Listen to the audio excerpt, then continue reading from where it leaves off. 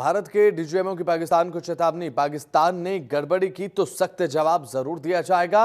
सेना के पास आगे का प्लान पूरे तरीके से तैयार है, यह कहना है डीजीएमओ का। भारत की तीनों सेना 24 घंटे अलर्ट पर हैं। ये बात भी मीटिंग के दौरान कही गई। कल जब प्रेस ब्रीफिंग की जा रही थी तीनों डीजीएमओ की तरफ से, तो ये बात कही गई थी कि हमारी सेना अलर्ट मोड पर है, जरूरत पड़ी तो ऑपरेशन सिंदूर जारी रहेगा। डीजीएमओ ने साफ तौर पर यह कहा कि ऑपरेशन सिंदूर जरूरत के अनुसार आगे एक्सटेंड किया जा सकता है। भारत की तीनों सेना 24 घंटे अलर्ट पर है। पाकिस्तान की तरफ से एक और नापाक हरकत और कड़ा जवाब दिया जाएगा। हमारी तीनों सेना हाई अलर्ट पर है, जरूरत पड़ी तो ऑपरेशन सिंदूर जारी रखेंगे। ये बात भी डीजीएमओ की तरफ से कही गई है। भारत के डीजीएमओ की पाकिस्तान को सीधी चेतावनी देखने को मिली है। चेतावनी यह है कि सीज फायर का उल्लंघन अगर हुआ तो सख्त लहजे में पाकिस्तान को जवाब दिया जाएगा, जो कि अकल्पनीय पाकिस्तान के लिए होने वाला है। तो सेना के पास आगे का फुल प्रूफ प्लान तैयार है। भारत की तीनों सेना 24 घंटे अलर्ट पर है। यह बात भी डीजीएमओ की तरफ से इस प्रेस कॉन्फ्रेंस में कही गई थी, जो कल शाम को की गई। जरूरत पड़ी तो ऑपरेशन सिंदूर जारी रहेगा।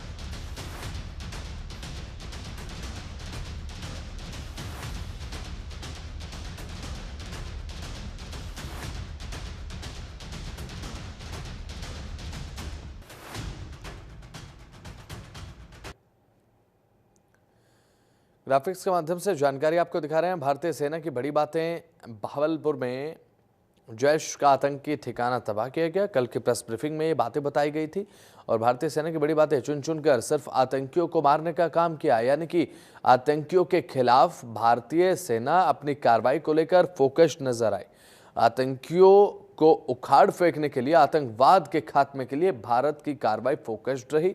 किसी आम नागरिक को पाकिस्तान के निशाना नहीं बनाया गया, पाकिस्तान की सिविलाइजेशन को निशाना नहीं बनाया गया है। हमने किसी नागरिक विमान को निशाना नहीं बनाया। ये बात भी डीजीएमओ की तरफ से कल कही गई।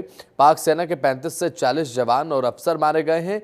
ये बात भी डीजीएमओ की तरफ से प्रेस ब्रीफिंग में बताई गई। पुलवामा हमले का आतंकी मारा गया है इसमें, और 3 बड़े आतंकी जो कि डेजिग्नेटेड टेररिस्ट थे, उनका खात्मा हुआ है। आतंकियों के ठिकानों पर सटीक हमला हमने करने का काम किया। 3 बड़े आतंकियों को हमने खत्म किया है। ये बात भी बताई गई प्रेस ब्रीफिंग में, और प्रमाण के साथ अपनी कार्रवाई पूरे देश के सामने डीजीएमओज ने रखी, और इस माध्यम से पूरे देश के साथ पूरी दुनिया को यह बता दिया कि हमारी कार्रवाई केवल और केवल आतंकवाद के खिलाफ थी, टेररिज्म के खिलाफ थी।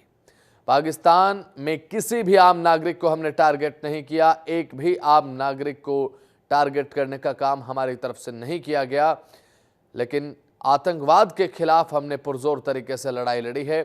हमने अपने लक्ष्य को हासिल किया है। पाकिस्तान में कई ऐसे सैन्य ठिकाने हैं, कई आतंकवादी ठिकाने हैं जो कि नेस्तनाबूद कर दिए गए हैं, और तस्वीरों के माध्यम से डीजीएमओ ने इस बात को प्रमाणित भी किया प्रेस ब्रीफिंग के दौरान कि किस तरीके से हमारी कार्रवाई आतंकवाद के खिलाफ देखने को मिली।